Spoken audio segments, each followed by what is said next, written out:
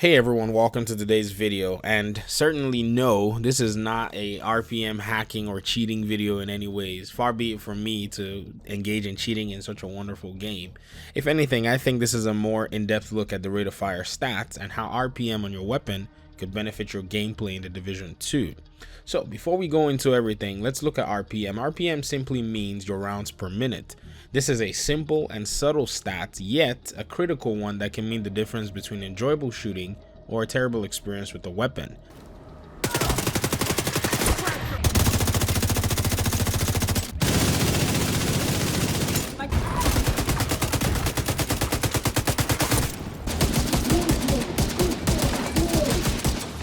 To make matters more complicated, weapon handling varies when you take into account the method of play from console to PC because of the controller versus mouse dynamics.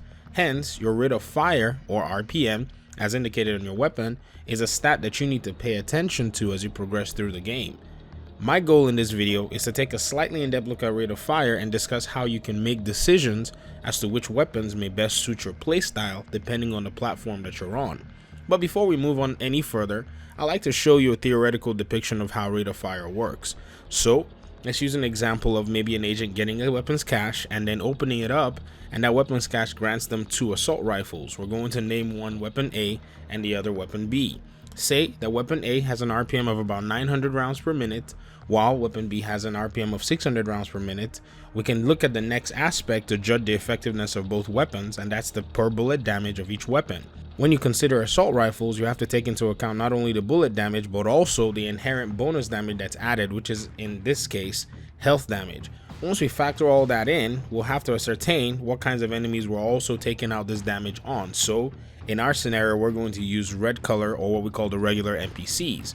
Now, if weapon A hits for 100 HP as its damage with an RPM of 900, while weapon B hits for 180 HP with an RPM of 600 rounds per minute, it may appear on the surface that weapon B is better because of its damage numbers, but to the trained eye, that's just the beginning of the story. It's slightly more complicated than that. In order to settle the argument, let's just put the numbers to test and come up with some metrics. So let's take an arbitrary NPC with a health of about 4000 HP, and if we use weapon A to hit this NPC, it will take us about 40 rounds to take down this NPC with no extra damage modifications added. But here's the beauty of the RPM metric. It opens a window to exactly how fast we put out that damage. So to determine this, in case of weapon A, you have to figure out how long it'll take for you to put out 40 rounds into this NPC. In this case, we also have to assume that you have an extended mag and you're going to hit 100% of all your shots. So taking this into account, when we run calculations for weapon A, we see that it will take us a little over 2.5 seconds to deal approximately 4000 HP in damage, which I calculated by finding the proportional relationship of the RPM in seconds to the number of bullets it will take to put out 4000 HP. For weapon B, it will take us just under 2.5 seconds in order to achieve these goals. Now, these numbers may make you more curious, but like I said, this is just a theoretical view, and we have to take into account that this calculation doesn't factor in any extra damage bonuses from mods and that all of your shots are hit 100%. In the case of both weapons, a 0.4 second difference seems to be negligible, and a lot of folks will tell you that they're going to take weapon A because of its RPM anytime, any day, especially when you consider stability, accuracy, and other mods that can be added to this weapon to make it stronger, and for some people, maybe better. Some other agents will prefer weapon B, which will fire slower and have a higher chance of hitting more shots, thereby applying more damage over the long run. And in my opinion, both decisions are okay. Whether you want a fast firing weapon with a slightly lower damage or you want a slower firing weapon with a high damage, that is about your preference. Because as a player, if everyone swears that weapon A is better, you still have to make a decision based on what you enjoy. You also have to take into account different scenarios, be it PvE or PvP, and in the case of PvP, whoever deals the damage the fastest is more likely to win a bout or a trade-off. So in some cases, you're left with the choice of a slow firing yet hard hitting weapon or a fast firing weapon with less damage. Another thing about these RPM stats that we must consider is this. When you're playing with an assault rifle, there's a difference between controlling that assault rifle using a mouse compared to using a joystick from a controller.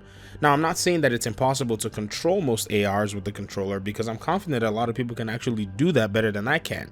I'm just saying that regardless of RPM benefits, console play and PC play may have different challenges when it comes to weapon handling, as it's affected by RPM of each weapon.